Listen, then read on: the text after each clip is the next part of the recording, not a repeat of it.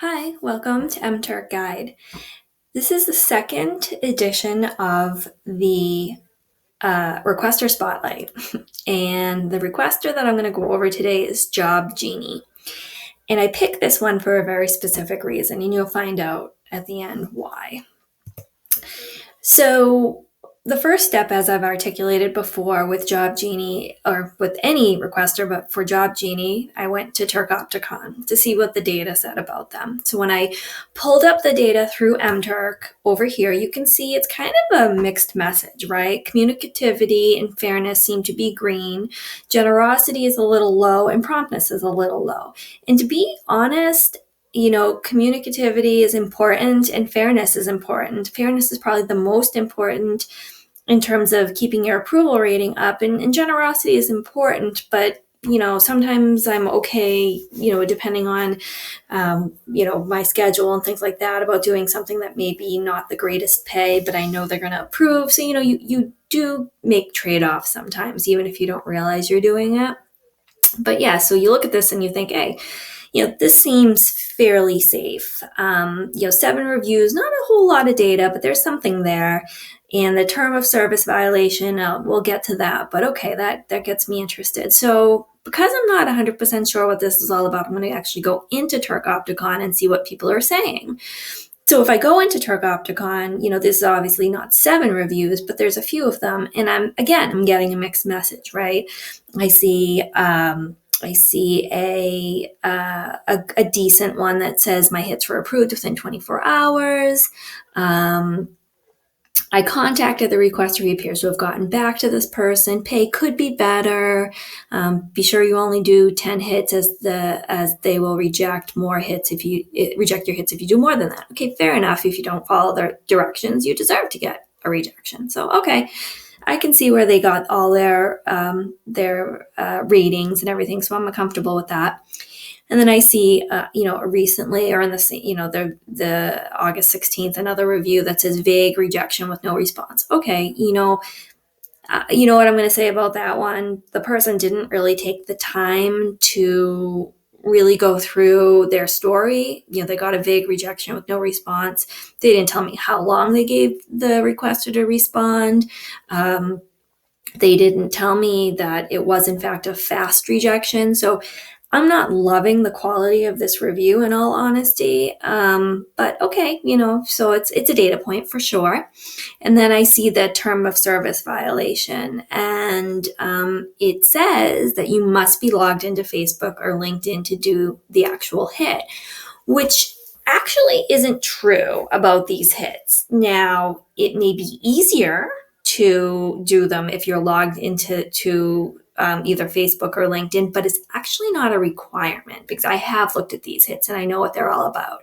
So it's actually not a requirement. So this person is actually a little off on the term of service. But just to be transparent, if a requester requires you to sign up for something with your personal information, then that's a term of service violation. They cannot force you to sign up for anything and give out your personal information, whether it be, an email or anything like that. They can't require that. They can give you dummy information, like if you get a hit that says log in with user 123 and the password is 123, that's okay, because that's not any of your personal information. And sometimes there are barriers to requesters being able to have you get into a system and look at data, without some sort of login. They don't want to compromise, their system. So sometimes it's appropriate for that. But if they're requiring you to go in and sign up with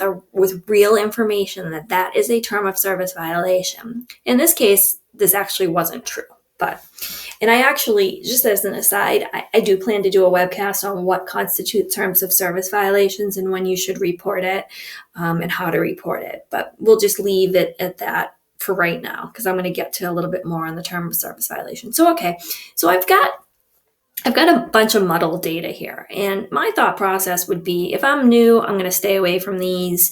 If I'm seasoned, I may do a couple and see what comes of it. I may look longer at the hit, try to figure out what's going on, but it's not something I jump on right away. So let's move on, okay? So I'm going to say, because it's muddled, I'm going to look closer at the Turkopticon data. Because if you recall, there were 7 reviews and I only showed 2 or 3. Okay, so that means there's 4 reviews that I haven't looked at yet. And so as I pull up another 2 reviews, I see, okay, I see this says, I'm guessing this is the same requester as HitMeUp. Okay, but these new hits are much worse. All right, and et cetera, et cetera, et cetera. Okay. That's interesting information. Let's move on. The next one says, Job Genie is the latest incarnation of Farhan Memom. Oh, okay. Well, that's also very interesting. So, and then he goes on to say, addendum, 8/30/16, personally, I've had 1 rejection during the HitMeUp period. So now we have 2 people saying that this requester used to be under a different name. Now, to be clear, if a requester changes their name but keeps their requester ID the same in Turkopticon, you can pull them up all by the same requester ID. If the requester changes the requester ID and opens a whole new MTurk account, then unless people are smart enough to recognize the hit or something about the hit and link them via Turkopticon data, then people won't know that it's the same person, in disguise, if you will. So now I have more data, and I know that it appears that this person used to be under different names. So the next natural step would be to go ahead and look up this requester under these other names, this Farhan and HitMeUp and all that. So I go and do that. And up here on the top, we see a few HitMeUp. And these are just excerpts because both versions, the HitMeUp and Farhan, have a lot of reviews. And so I just grabbed a couple, but you can see, there's some greens, sure, but there's also some reds, there's some yellows, some rejections, some issues, bad pay for the work required, et cetera, et cetera. So you'd want to take the time to go through and see what's going on, and then you'd want to read from the bottom up and see what the trend is. Did they go from bad to good, meaning they improved? Did they go from good to bad, meaning they were doing okay and then something happened and they got worse? So you're trying to look for that trend to give you an idea of where they stand now and to get to the root of why did this requester change their requester ID. And also, and not that we could validate or verify this, but did MTurk, cut off their requester account for some reason, and then they managed to get a new one somehow? So, those are the kind of questions that'll never be answered probably, but something to consider certainly. So now we have more data, and we know that the previous accounts don't look like they were very favorable in terms of the reviews. So, and frankly, what will happen is if a requester is bad enough and they're red, or they're trending towards red, the only people that are going to do their hits are very, very new people who don't know about Turkopticon, and then they'll quickly find out and they'll stop doing the hits. And so the requesters start to have to pull teeth just to get their hits done, and the platform starts to lose its luster for them. So anyways, here we are. We've got more data. For me personally, even if I was a seasoned Turker at this point, I'd probably be stepping slowly away from this requester. But there's more to it. So my overall assessment of the whole thing is requesters opening a new account is typically to shed previous bad reviews or to try to move around some sort of suspension from MTurk. This requester was considered good for some time, but then started to reject randomly. So they went from good to bad. Something happened. If you read the data, it appears they had tried to put some automation in place to approve and reject hits, which caused them a problem. And they started to have all sorts of issues with rejects that weren't valid.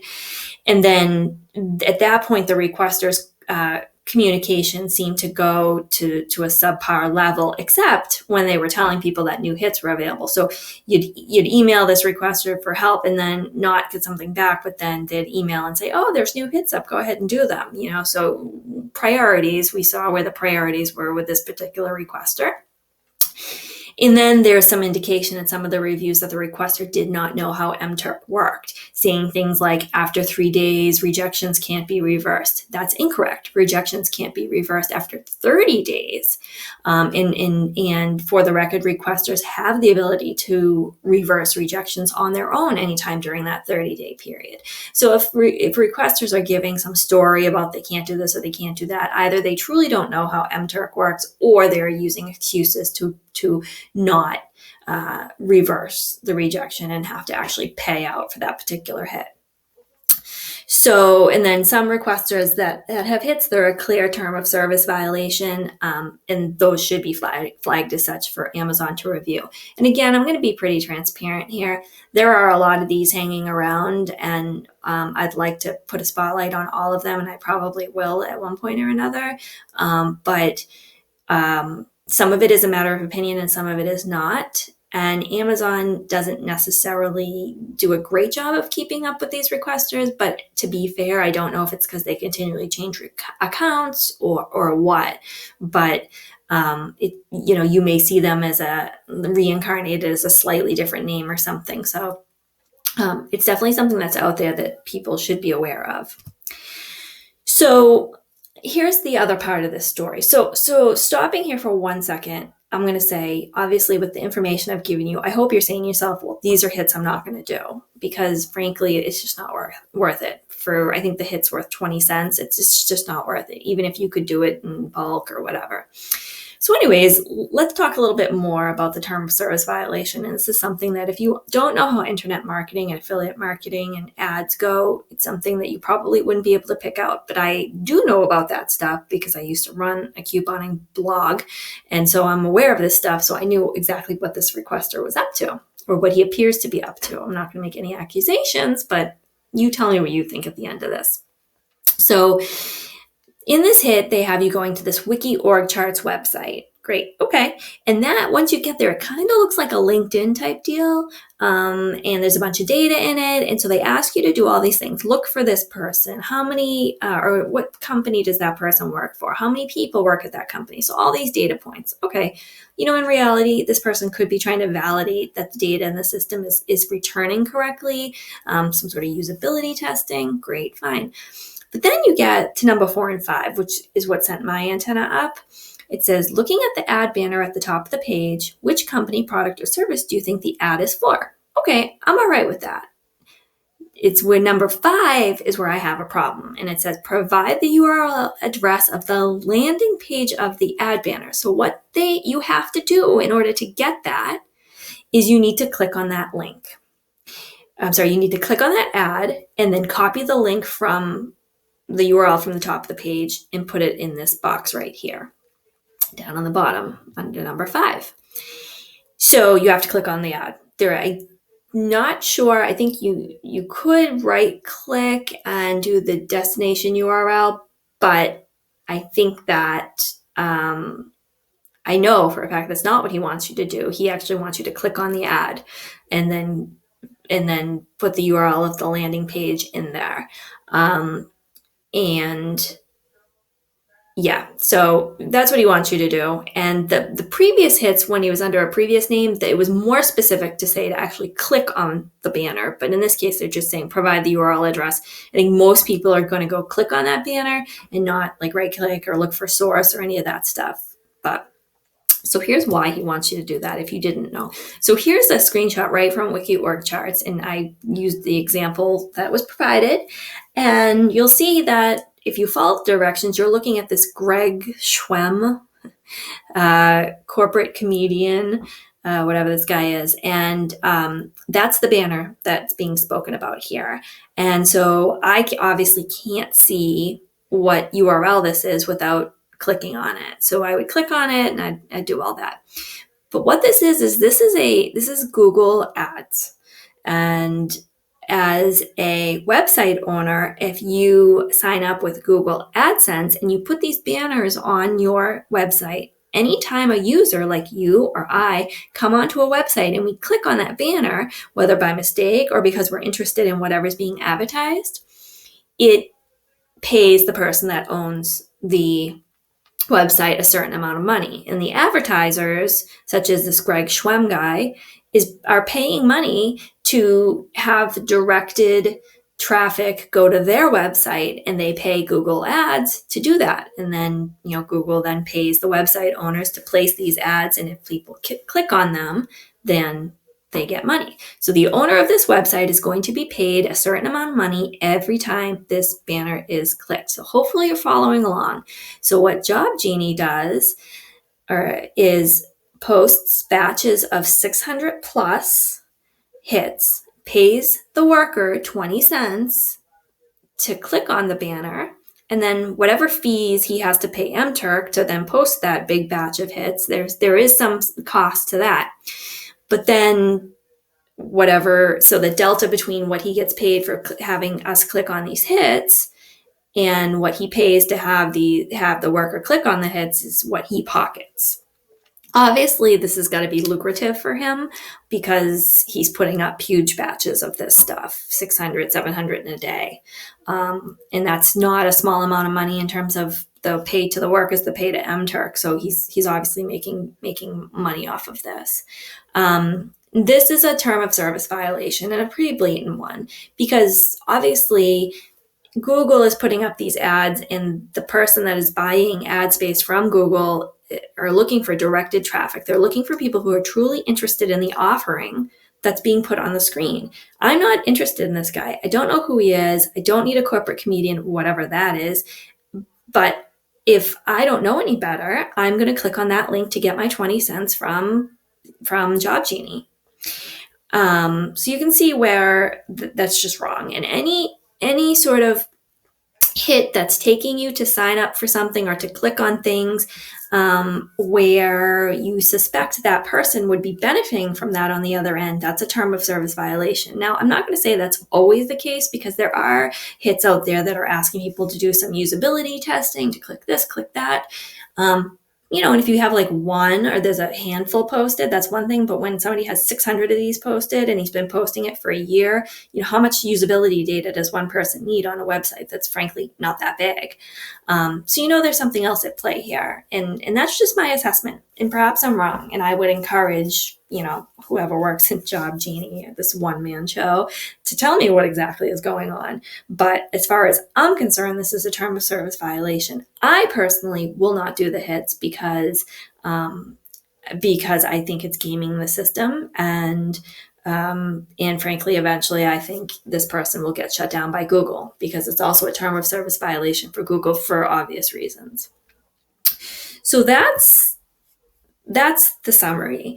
And so my final statement as of today on Job Genie is that it's red. Don't do it. Don't complete the hit. Check rarely for improvement, if ever, to be honest, unless this person decides to do hits that, or put hits out there that have some legitimacy. I would say don't do them, because, I think just it's a term of service violation, and I don't think anybody, who values their account wants to get too caught up in anything like that. Whether you do know, you don't know, whatever. But I think it's just better to stay away. I think there are other things that can be done that will net you similar reward, and doesn't feel as icky. So that's my assessment of Job Genie. As I indicated at the start, I picked this one for a specific reason, because there's a few lessons there, and it brings up a lot of topics that I do need to address in future webcasts. But as far as this one is concerned, I'd really love to hear what you're thinking. Is this something you knew about? Did you look at these hits in the past? Love to hear anything you have to say about it. As always, please comment, like, subscribe to the channel, message me if you need to. I'm here to help you, and I definitely want to hear how your turking experience is going. So thanks everybody for joining. Until next time.